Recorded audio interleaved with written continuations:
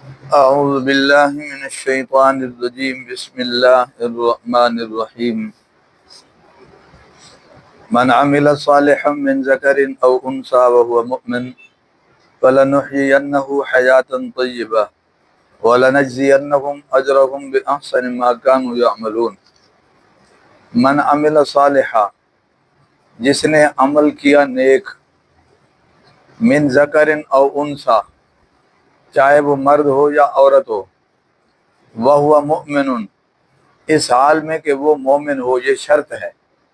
نیک عمل کیا، مرد ہو یا عورت ہو، اور وَهُوَ مُؤْمِن، اور اس حال میں کہ وہ کیا ہو، مومن ہو، تو فَلَنُحْيِيَنَّهُ حَيَاةً طَيِّبَةً، تو ہم اسے زندہ رکھیں گے پاکیزہ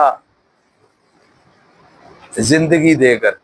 یہ ایک ترجمہ ہے، محاورہ ترجمہ اس کا یہ ہے، فَلَنُحْيِيَنَّهُ حَيَاةً طَيِّبَةً، ہم اسے زندگی دیں گے، پاکیزہ زندگی، ہم زندگی دیں گے۔ اصل لفظی ترجمہ ہے زندہ رکھیں گے اس کو پاکیزہ زندگی دے کر، محاورہ ترجمہ ہے پس ہم اس کو زندگی دیں گے، پاکیزہ زندگی۔ وَلَنَجْزِيَنَّهُمْ أَجْرَهُمْ بِأَحْسَنِ مَا كَانُوا يَعْمَلُونَ، اور ہم ضرور بدلہ دیں گے اس کو، ہم ضرور بدلہ دیں گے، ہم جزا دیں گے اس کو، اجرہم، ان کا اجر، بِأَحْسَنِ مَا كَانُوا يَعْمَلُونَ، ان اچھے کاموں کا جو انہوں نے کیے، بِأَحْسَنِ مَا كَانُوا يَعْمَلُونَ، ان اچھے کاموں کا جو انہوں نے کیے، ہم ضرور بدلہ دیں گے ان کو، اجرہم بِأَحْسَنِ مَا كَانُوا يَعْمَلُونَ، ان کا اجر ہوگا ان اچھے کاموں کا جو انہوں نے کیے۔ یہ توجہ فرما لیں، جتنی بھی آدم علیہ السلام کی نسل ہے، آپ کی اولاد ہے، وہ ساری کامیاب نہیں ہے۔ کامیاب وہ ہیں جنہوں نے نیک عمل کیے، اور سارے نیک عمل کرنے والے بھی کامیاب نہیں ہیں، چاہے وہ مرد ہو یا عورت ہو۔ شرط یہ ہے کہ وہ مومن ہو، پھر اس کے نیک عمل ہوں تو پھر ہم اس کو پاکیزہ زندگی دیں گے اور ان کے اچھے عملوں کا اجر بھی دیں گے۔ اس سے یہ بات معلوم ہوئی کہ بخشش کی شرائط ہیں۔ اللہ کی رحمت وسیع ہے، اس میں کوئی شک نہیں، لیکن اسی رحمت والے رب نے یہ شرائط لگائی ہیں نا کہ یہ شرائط پوری کرو، ورنہ اس سے پہلے آدم علیہ السلام جنت میں تھے، جنت میں ہی رہ رہے تھے، لیکن اب دنیا میں جب آئے ہیں اور ان کی اولاد بھی دنیا میں بسی ہے، تو اب دوبارہ جنت میں جائیں گے تو مشروط طریقے سے جائیں گے، ہر ایک نہیں جائے گا۔ اب دوبارہ جنت میں جانے کے لیے اللہ کی بتائی ہوئی شرط کے مطابق زندگی گزارنی ہوگی۔ آدم علیہ السلام کو اللہ نے جب اتارا تو یہی بات فرمائی تھی کہ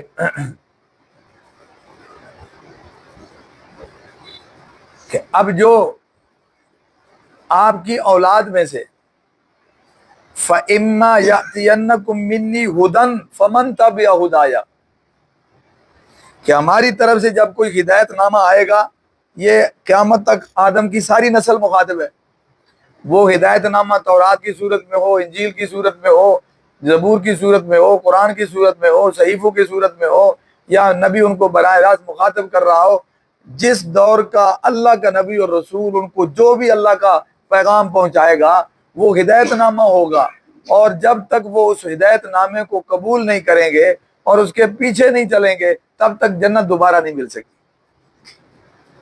سمجھ آ رہی بات؟ یہ سورۃ بقرہ میں جہاں آدم علیہ السلام کے زمین پر اترنے کا ذکر ہے، وہاں اترنے کے بعد کا یہ پروگرام کا بھی بیان قرآن پاک میں اسی جگہ پہ موجود ہے۔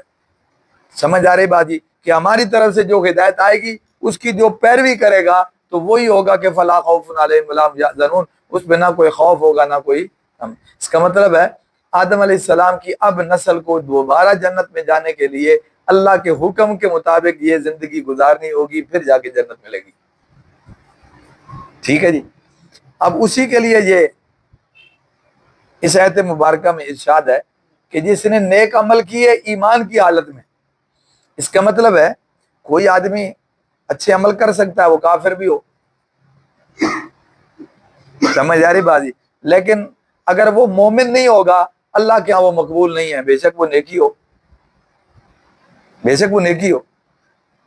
آپ آسان لفظوں میں یہ کہہ سکتے ہیں کہ دیکھنے میں وہ نیکی ہے, اللہ کے ہاں کھاتے میں نیکی نہیں درج ہوگی. نیکی تب درج ہوگی جب پہلے ایمان ہوگا. ورنہ آپ تاریخ پڑھیں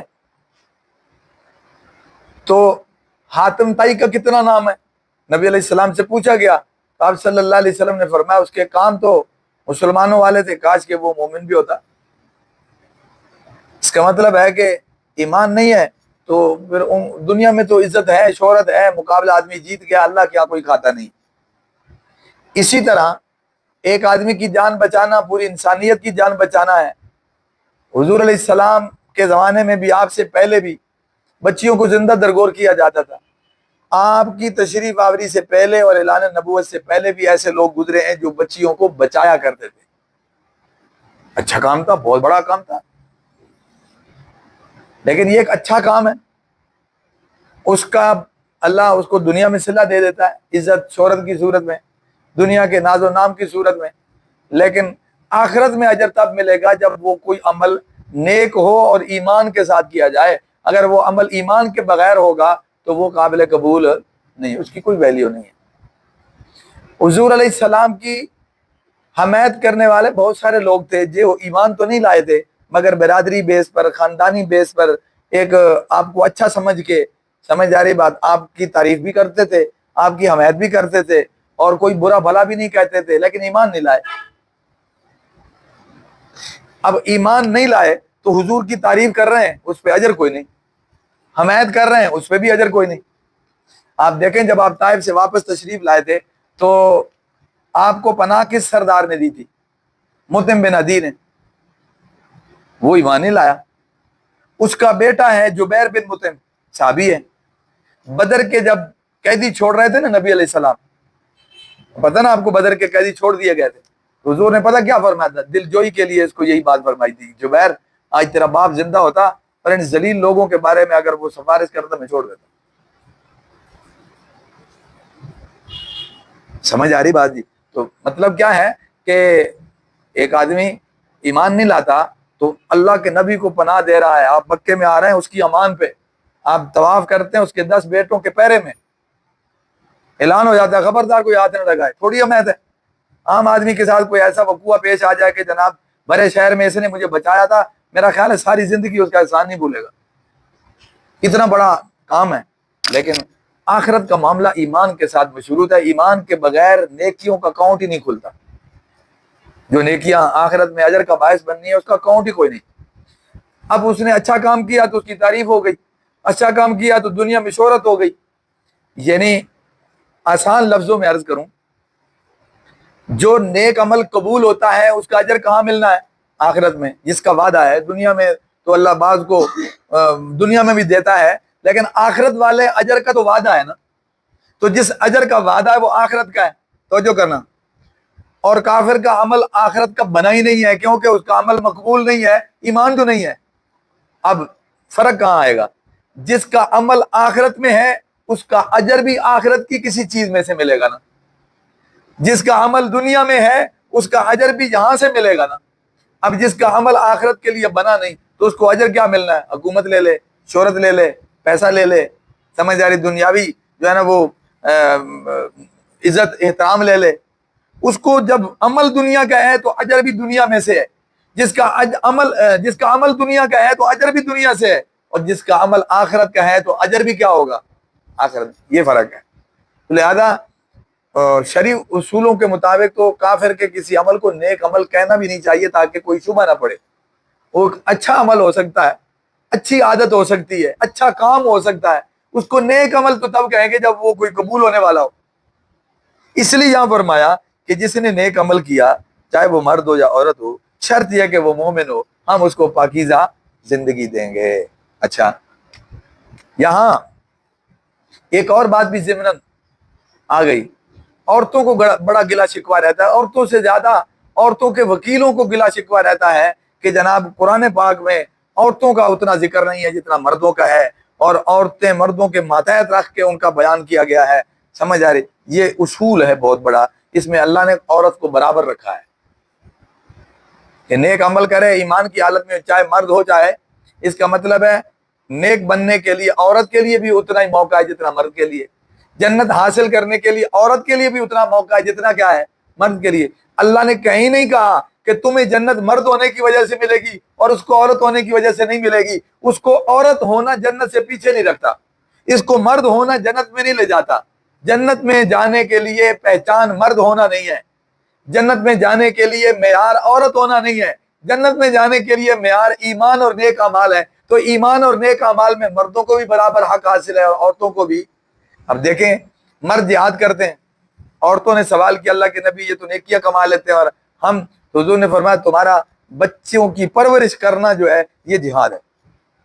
تو ان کے لیے وہ موقع ہے اور ان کے لیے یہ موقع ہے۔ ایک آدمی امیر ہے، وہ پیسے خرچ کرتا ہے تو اس کے لیے نیکیوں کا یہ موقع ہے، اور جو غریب ہے وہ اس پہ صبر کرتا ہے تو اس کے لیے کیا ہے، یہ موقع ہے۔ تو ہر ایک کی حالت میں ہی اجر کا موقع رکھ دیا گیا ہے۔ اگر وہ اس حالت میں اللہ پہ راضی ہو جائے اور اللہ کی طرف رجوع کرے اور ایمان والا ہو تو اعمال صالحہ نہ چھوڑے، تو پھر وہ جس حالت میں بھی ہے، بادشاہ ہے یا عوام ہے، غریب ہے یا امیر ہے، آقا ہے یا غلام ہے، سمجھ آ رہی بات، چھوٹا ہے یا بڑا ہے، جس خاندان سے بھی ہے، مرد ہے یا عورت ہے، غلام ہے یا آزاد ہے، وہ جہاں جس حالت میں بھی ہے وہ ایمان والا ہے، نیک اعمال والا ہے، تو اس کے لیے جنت کے دروازے کھلے ہیں۔ تو یہ کوئی گلہ نہیں کر سکتا کہ میرے لیے جنت کا مواقع نہیں ہے۔ تو دیکھو، ایک اصول ہے، اس کو اگر سمجھ جائیں گے تو آپ کو اور کتنی باتیں سمجھ آ جائیں گی۔ جنت میں جو جانے کا معیار ہے وہ چیز ہے جو بندے کے اختیار میں ہے۔ توجہ کرنا، جنت میں جو جانے کا معیار ہے سب کے لیے، وہ ہے جو بندہ کر سکتا ہے، وہ نہیں ہے جس میں بندہ مجبور ہے، اس کو معیار نہیں بنایا۔ مثال کے طور پر کوئی کس خاندان میں پیدا ہو، یہ کسی کے اختیار میں ہے، تو خاندان کو معیار بھی نہیں بنایا کہ جناب ہاشمی ہوگا تو تب جنتی ہوگا، قریش ہوگا تو تب جنتی ہوگا، یا بنو امیہ میں سے ہوگا تو تب جنتی ہوگا، عرب ہوگا تو تب جنتی ہوگا، عجم ہوگا تو تب۔ کوئی معیار نہیں ہے، خاندان میں آنا معیار نہیں ہے، کیونکہ یہ تو کسی کے اختیار میں نہیں ہوتا نا۔ تو جو اختیار نہیں ہے اس کو جنت کا معیار بھی نہیں بنایا۔ اچھا، گورا ہونا، کالا ہونا، یہ کسی کے اختیار میں نہیں ہے۔ جب کسی کے اختیار میں نہیں ہے تو اس کو معیار بھی نہیں بنایا۔ ایسا نہیں کہا کہ کالے ہوں گے تو جنت میں جائیں گے، بھائی گوروں کا کیا قصور ہے، یا گورے ہوں گے تو جنت میں جائیں گے، بھائی کالوں کا کیا قصور ہے۔ فرق سمجھ رہے ہیں؟ جن چیزوں میں انسان مجبور ہے اور صرف اللہ نے اپنی مرضی سے ہی وہ فیصلے فرمائے ہیں، اس میں اس کو جنت کا معیار نہیں بنایا۔ اچھا، غریب اور امیر ہونا کسی کے اختیار میں نہیں ہے، اللہ خود روزی تقسیم کرتا ہے، جس کو چاہا غریب، جس کو چاہا امیر، اس کو جنت کا معیار نہیں بنایا۔ بلکہ امیر کے لیے امیری میں رہ کے جنت کمائی جا سکتی ہے، غریب کے لیے غریبی میں رہ کے جنت کمائی جا سکتی ہے۔ اللہ نے غریبی اور امیری کی بنیاد پر جنت نہیں دینی، کیونکہ یہ بندوں کے اختیار میں نہیں ہے۔ اچھا، اسی طرح آپ یہ بھی کہہ سکتے ہیں کہ کوئی مرد ہے اور کوئی عورت ہے، اور اس کا مرد پیدا ہونا اس میں کوئی اس کا کمال ہے، اس کا عورت پیدا ہو جانا اس میں کوئی عیب ہے؟ اس کے مرد ہونے میں اس کا کوئی عمل دخل نہیں، اللہ نے اس کو کیا بنایا ہے، اور اس کے عورت ہونے میں بھی اس کا کوئی عمل دخل نہیں، اس کو اللہ نے کیا بنایا ہے۔ تو جس کو اللہ نے اپنی مرضی سے بیٹا پیدا کیا، جس کو اپنی مرضی سے بیٹی بنا کے پیدا کیا، یہ معیار بھی جنت میں جانے کے لیے نہیں ہے کہ بیٹی ہوگی تو تب جنت ہوگی، بیٹا ہوگا تو جنت نہیں ہوگی، یا بیٹا ہوگا تو جنت ہوگی بیٹی کے لیے نہیں ہوگی۔ بیٹے اور بیٹی کو جنت کا معیار نہیں بنایا، کیونکہ اس میں کسی کا اختیار کس میں ہے؟ نہ گورے ہونے میں، نہ کالے ہونے میں، نہ عربی ہونے میں، نہ اجمی ہونے میں، نہ غلام، نہ آزاد، نہ امیر، نہ غریب، سمجھ آ رہی، نہ مرد اور عورت، بلکہ معیار ہے مومن ہونا اور نیک اعمال کرنا۔ وہ یہ سارے لوگ کر سکتے ہیں، وہ عربی ہو یا اجمی ہو، وہ غریب ہو یا امیر ہو، وہ جناب غلام ہو یا آقا ہو، وہ جناب والا مرد ہو یا عورت ہو، وہ گورا ہو یا کالا ہو، سب کے لیے یہ برابر موقع ہے کہ وہ ایمان بھی لا سکتے ہیں اور نیک اعمال بھی یہ ہے ان کے اختیار میں۔ لہذا جنت کا معیار اس چیز کو بنایا جس میں انسان فرما برداری بھی کر سکتا ہے، مخالفت بھی۔ جہاں بالکل مجبور پیدا ہوا ہے اس کو اللہ نے جنت کا معیار ہی نہیں بنایا۔ لہذا اللہ کے ہاں قریب ہونے کی یہ چیز ہے کہ وہ ایماندار ہو اور نیک اعمال والا ہو، بھلے وہ جو ہے نا وہ عربی ہو یا اجمی ہو، یا گورا ہو یا کالا ہو، مرد ہو یا عورت ہو۔ آ جائے گی سمجھ میں بات جی؟ اچھا، یہ باتیں ہو گئی کہ جس نے نیک عمل کی ہے وہ مرد ہو یا عورت ہو۔ शर्त यह कि वो मोमिन हो, तो फिर हम उसको पाकीज़ा ज़िंदगी देंगे। ये पाकीज़ा ज़िंदगी क्या है? बाज़ ने कहा कि ये आखिरत का अजर है, यानी आखिरत की हयात का वादा है। लेकिन जमहूर मुफस्सिरीन कहते हैं कि ये दुनिया की ज़िंदगी का भी वादा है। यानी अगर कोई ईमान वाला और नेक अमल सारा वाला है तो उसको दुनिया में भी पाकीज़ा ज़िंदगी मिलती है। वो पाकीज़ा ज़िंदगी का क्या मतलब है? पाकीज़ा ज़िंदगी का मतलब ये है कि अल्लाह उसको कल्बी सुकून अता फरमाते हैं, बेशक वो गरीब ही क्यों ना हो। यानी सुकून एक ऐसी नेमत है जिसका दौलत से ताल्लुक नहीं है। सुकून एक ऐसी नेमत है जिसका दुनिया के ज़ाहिरी असबाब से कोई ताल्लुक नहीं है। ऐसा हो सकता है दुनिया में कि एक बहुत बड़ा महल हो और उसमें जनाब ज़र्क व बर्क किस्म के जो है ना वो लिबास और कपड़े मौजूद हों, और उसमें जनाब बेहतरीन किस्म के बिछौने मौजूद हों, और उसमें आली शान जो है वो बेड लगे हुए हों, और उसमें इंतहाई जनाब महंगे किस्म के बिस्तर मौजूद हों, और हर किस्म की सहूलत के सामान लगे हुए हों गर्मी और सर्दी के लिए, और वहां किसी को सोने के लिए कहा जाए तो हो सकता है उसको नींद ना आए, हो सकता है उसको आराम, दुनिया के आराम का सामान मौजूद है मगर उसको आराम नहीं है, और हो सकता है कि एक आदमी के पास मकान भी ना हो, और इसी तरह उसके पास बेड भी ना हो, और इसी तरह उसके पास बिस्तर भी ना हो, और बल्कि बिस्तर तो दूर की बात छत भी ना हो, वो खुले आसमान के नीचे लेटा हुआ हो, उसके नीचे सर के नीचे तकिया भी ना हो, और वो किसी दरख्त की छांव में हो, एसी भी ना हो, और हो सकता है कि वो उस कोठी वाले से ज्यादा आराम से सो रहा हो। तो फिर आराम क्या चीज है? सुकून क्या हुआ? इसका मतलब है इन असबाबी दुनिया से हटकर, राहत और आराम के सामान से हटकर सुकून और आराम और इत्मीनान एक अलग नेमत है अल्लाह की तरफ से, वो इन सबबों की मोहताज नहीं है। तो जिस पर उलमा ने ये लिखा है कि ये जो सुकून की दौलत है, एक आदमी गरीब भी है, एक आदमी का जो है ना वो तर्ज जिंदगी कह लें या निज़ाम जिंदगी कह लें या जिंदगी के असबाब और सामान कह लें, दूसरों से बहुत कम है, लेकिन इसके बावजूद वो पुरसुकून जिंदगी गुजारता है। वजह उसकी ये है कि नंबर एक, वो कनाअत करता है, कनाअत, बस जितना भी अल्लाह ने दिया उस पर राजी है, ठीक है। नंबर दो, वो उसको जो भी कोई तकलीफ आजमाइश आती है वो ये सोच के सह लेता है कि इस पर मेरा अल्लाह मुझे क्या देगा? अजर देगा, इस पर मेरा अल्लाह मुझे सवाब देगा, मैं इस पे सब्र करूंगा तो मेरा रब इस पे राजी होगा। ये दो दौलतें ऐसी हैं कि वो जिसके पास हो, वो बेशक दुनिया जहान की कोई दौलत उसके पास ना हो, वो तब भी पुरसुकून रहेगा। अल्लाह ने कहीं वादा नहीं किया कि वो ईमान वाला हो और मोमिन हो तो उसको कभी दुख नहीं आएगा, उसको कभी गम नहीं होगा। अल्लाह ने कहीं वादा नहीं किया कि उसको गरीबी नहीं होगी। अल्लाह ने कहीं वादा नहीं किया उसका नुकसान नहीं होगा, उसको आज़माइशें नहीं आएगी, उसको जनाब मसाइल का सामना नहीं करना पड़ेगा। मेरे अल्लाह ने कहीं ऐसा वादा नहीं किया, बल्कि ये फरमाया है कि बेशक ये चीजें उसके साथ भी होती रहे, काफिर के साथ भी होती रहे, मोमिन के साथ भी ये दुख सुख आते रहे, काफिर के साथ भी आते रहे। फर्क ये होगा कि ये मोमिन होने की वजह से ये दुख तकलीफ में ये कनाअत और सब्र की वजह से ऐसे गुजर जाएगा जैसे वो खुशबाश होके जा रहा है और अल्लाह से उसे अजर और सवाब की उम्मीद है। इसलिए इन दुखों में, इन तकलीफों में वो नेक अमाल वाला, वो मोमिन मुतमईन होगा, परेशान नहीं होगा, और इसी तरह उसे इत्मीनान की जिंदगी नसीब होगी। ये है अल्लाह की तरफ से वादा। अब काफिर क्या करेगा? काफिर को तकलीफ आएगी, वो कहेगा उसकी उम्मीद की कोई शय है, उसका तो ईमान ही कोई नहीं और ना कोई अजर और सवाब की उसे उम्मीद है, क्योंकि वो मानता जो नहीं। तो नतीजा क्या निकलेगा? उसको कोई तकलीफ आएगी तो वो यही लगेगा कि मुझे रगड़ा लग रहा है और मुझे तो इस पे मिलना भी कुछ नहीं है। और मोमिन, उसको भी वही तकलीफ है लेकिन वो खुश है, वो कहता है जनाब तकलीफ तो है मगर अजर अल्लाह की तरफ से मुझे बहुत मिलेगा। मुफ्ती शफी साहब रहमतुल्लाह अलैह ने एक मिसाल लिखी, फरमाया एक आदमी को तुम देखते हो, मजदूर आदमी है या मेहनत करने वाला है, वो पसीने में शराबूर है, या एक किसान है वो जमीन में बीज डाल रहा है या फसल की आबियारी कर रहा है या देखभाल कर रहा है, और तपे दोपहर हैं, तपते दोपहर हैं, और वो गर्मी में और पसीने में शराबूर फिर रहा है, लेकिन वो सारी तकलीफ किस उम्मीद पे गुजार रहा है? इस पे कि एक दिन फसल कटेगी और उस दिन मुझे इसका नफा मिलेगा। एक मोमिन भी हर तकलीफ इसलिए सह जाता है कि इस पर एक दिन मुझे अल्लाह की तरफ से क्या मिलना है? अजर मिलना है। तो वो इस पे बड़ा पुरसुकून हो जाता है, वो अंदर उसके सुकून होता है। जाहिर में तकलीफ में मोमिन और काफिर बराबर हो गए मगर उसको गुजारने में दोनों बराबर नहीं है, और यही बहुत बड़ा फर्क है। अब एक मिसाल ले लें, बात खत्म करता हूं।